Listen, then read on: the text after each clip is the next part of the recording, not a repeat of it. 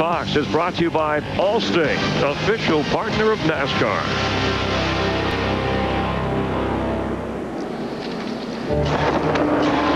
Daytona International Speedway opened in 1959. 1 year later, Curtis Turner and Bruton Smith opened their super speedway here in Charlotte. 90,000 were expected. The ribbon was cut and the race was on. Those are Pontiacs and a Ford up at the front of the field. And at the end of the long race, Joe Lee Johnson became this speedway's first World 600 winner. Johnson passed away this week at the age of 75. In retirement, he had owned and operated Cleveland Speedway in Tennessee. Joe Lee Johnson, winner of the first World 600.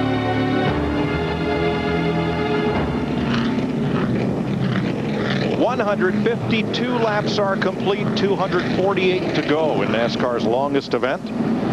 In the Nextel Cup Series, Travis Kvapil again on the restart will lead them with Brian Vickers, Mark Martin, Ricky Rudd, and Scott Riggs the first 5.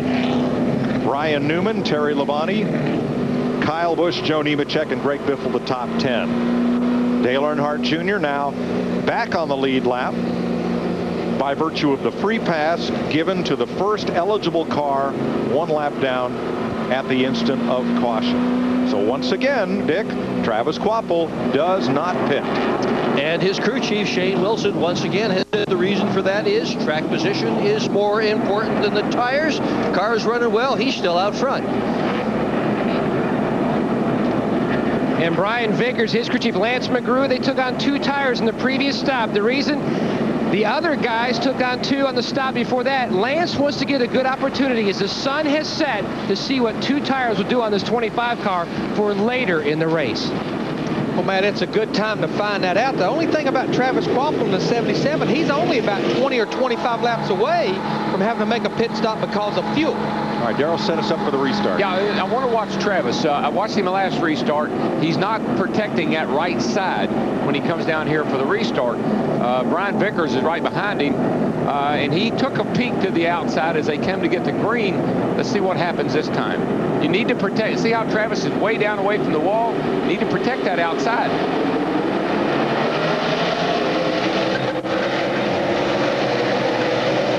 It's working out okay for him, but that's opening the door for somebody to jump up there on the outside when the green waves. He could, clear by 3. Nice job. Off turn 2 that time.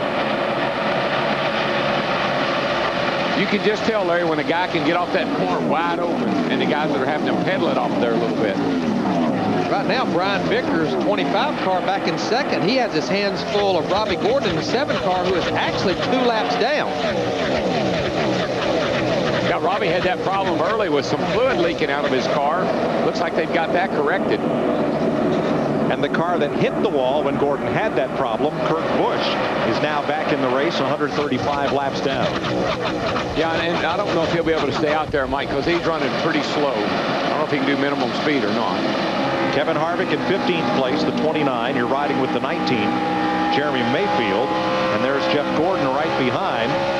Matt, nice tape job on the nose of Gordon's Chevrolet.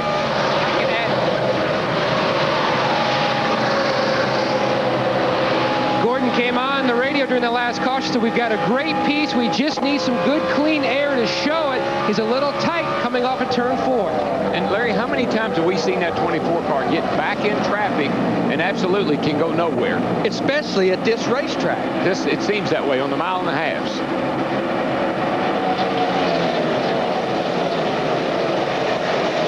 They caught a caution. They did a really nice job of fixing the front end on that car. He just needs some track position.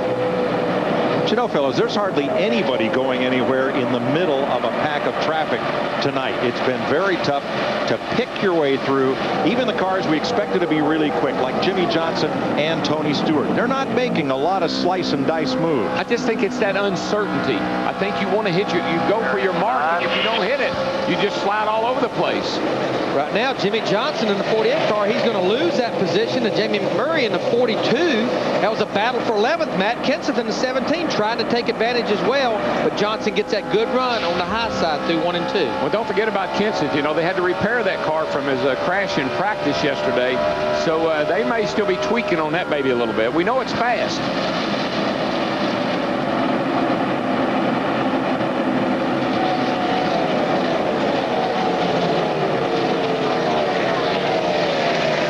And what really put these guys in the back of the pack was when we started getting into some quick cautions and we started getting a lot of teams on different agendas as far as pit stops, staying out, 2 tires, 4 tires. That's what put a lot of people like Greg Biffle in the 16, Jimmy Johnson in the 48 back in the field. And I think, again, you heard the comments about the 2 tires. It worked for Sterling Marlin last night. He finished second in that Busch race. I think guys are gambling on that today. All I know is our leader, Travis Kvapil, in the 77, we're 160 laps into this race. He just ran his quickest lap 1 lap ago. He's ran this entire race. Mark Martin had to get way out of the throttle in turn 2, and he's going to have Ricky Rudd right alongside him. We're now 40% distance in the longest race in the Nextel Cup Series, the Coke 600. Matt? 5 laps ago, Rudd wasn't his biggest problem, Mike. In fact, his radio button was stuck, and Mark didn't know it. Mark kept saying, "Are you guys there? Do you hear me?" The team could not talk back because he'd engaged the radio button. Finally, it disengaged, and they told him that he was having issues with the button. The problem seems to have disappeared. Now, a lot of guys, when you turn that car into the corner, you lay your right arm against the steering wheel. Trouble turn 1, a car hard in the wall, and it is Kurt Busch. I'm not surprised. He was not running that fast and looked like he was having a hard time just keeping up the minimum speed. When in the garage earlier, Busch predicted they'd finish 43rd tonight, and now that prophecy appears to have come true.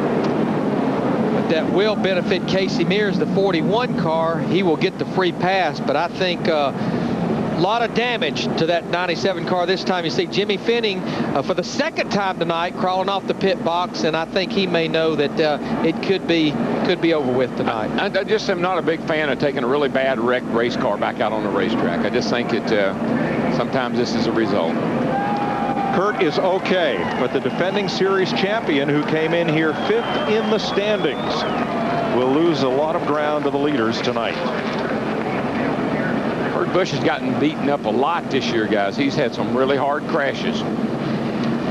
I just think Travis Kvapil, though, in the 77 would love to have seen this race go a little bit longer, because I think he has to come to pit road now because he's within about a 15-lap window of having to make a stop for fuel. You'll see him peel off the pit road right here. Come on down.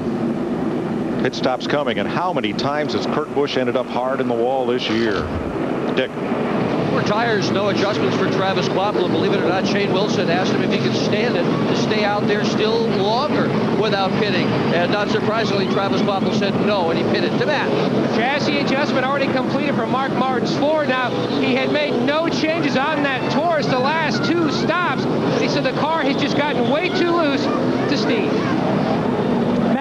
Michael McSwain just told Ricky Rudd, 4 tires this time. He said, get this car down here at pit road, give me all you can. No other adjustments except for air pressure for Ricky Rudd.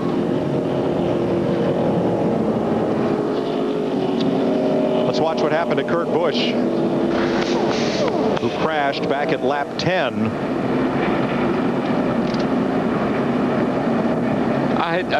When he went back out on the track, Mike, I could tell he was having a hard time trying to even just keep up to what minimum speed would have been. The car didn't look like it was driving worth a flip. That's another hard lick on, and that's driver's side. That hurts. Little guy's been beaten up a lot this year. But we did see him walk to the ambulance under his own power, and he looked to be okay. That car, however, is not. See all that driver's side damage? That hurts.